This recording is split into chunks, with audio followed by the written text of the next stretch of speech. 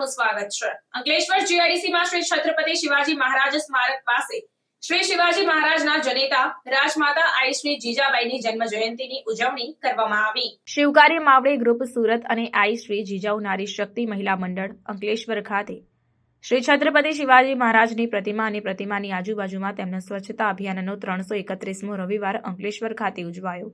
આ સંસ્થા અત્યાર સુધીમાં ભારતભરમાં ઘણા બધા ગઢ કિલ્લાઓ અને આપણા મહાન વીરો તેમજ ક્રાંતિકારીઓની પ્રતિમાઓનું સાફ સફાઈ કરી પૂજા કરી ફૂલહાર કરતા હોય છે।